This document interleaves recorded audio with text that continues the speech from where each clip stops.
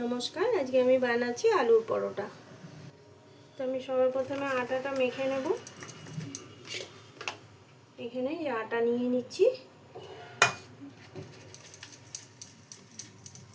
আটা আর ময়দা মিলিয়েই বানাবো আমি। তো 2 কাপ আটা হলো, আর একটু 3 কাপের মতন আটা নেব আমি। এই 3 কাপ আটা হলো, আর এই যে ময়দা নেব 1 কাপ। এই এতটা ময়দা নিচ্ছি, ময়দা আর নেব না, বাস 3 কাপ আটা আর 1 কাপ ময়দা। এর মধ্যে আমি স্বাদ মতো নুন দিয়ে দেব,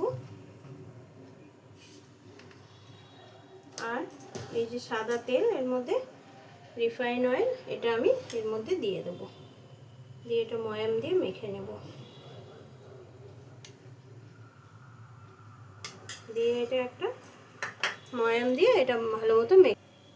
এই যে আমার আটাটা মাখা হয়ে গেছে, খুব শক্তও না খুব নরমও না। এবার মেখে রেখেছি, এবার লেচি কেটে রেখে দেবো, তারপরে আলুর পুরটা বানিয়ে নেব। লেচি কাটা হয়ে গেছে আমার। এবার আমি পুরটা বানিয়ে নেব। কড়াটা গরম হয়ে গেছে, এর মধ্যে তেল দিয়ে দেবো। আমি বাটির মধ্যে তেল রেখেছিলাম। এটা কিন্তু সরষের তেল না, রঙটা এরকম, কিন্তু এটা রিফাইন অয়েল হচ্ছে, এটা রাইস ব্র্যান্ড রিফাইন অয়েল। আমি কড়াতে তেল দিয়ে দিচ্ছি। তেলটা গরম হয়ে গেছে, এর মধ্যে একটা বড় মাপের কুচনো পেঁয়াজ দিয়ে দেবো।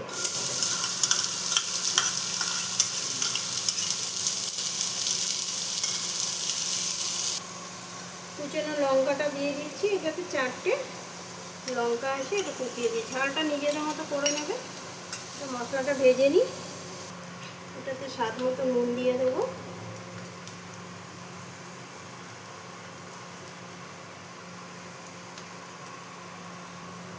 হলুদ দিয়ে দেবো,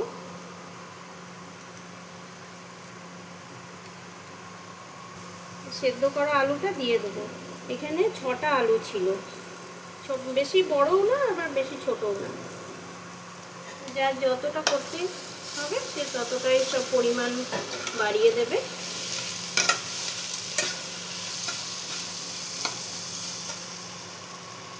আমার আলুর পুরটা রেডি। এর মধ্যে একটু ভাজা মশলা দিয়ে দেবো।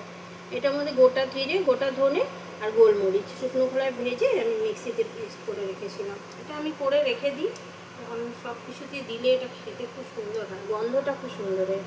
পুরটা আমার রেডি। এবার ঠান্ডা হয়ে গেলে আমি পরোটাগুলো করে নেব।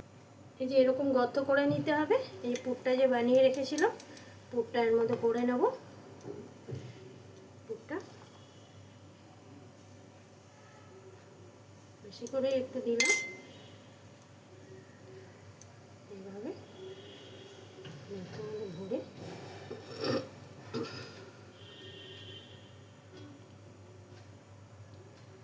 এই যে আমি এইভাবে ভরে নিয়েছি, এবার আমি বেলে নেব।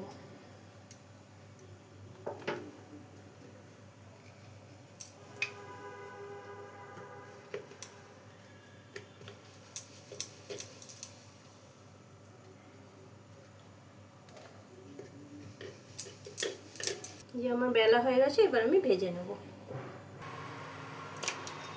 এই যে একটা একটা করে ভেজে নেব। এবার তেল দিয়ে দিচ্ছি। আগে 2 পাশ ভালো মতন মানে ভাজা হয়ে গেলে তারপরে তেল দিলে ভালো হয়।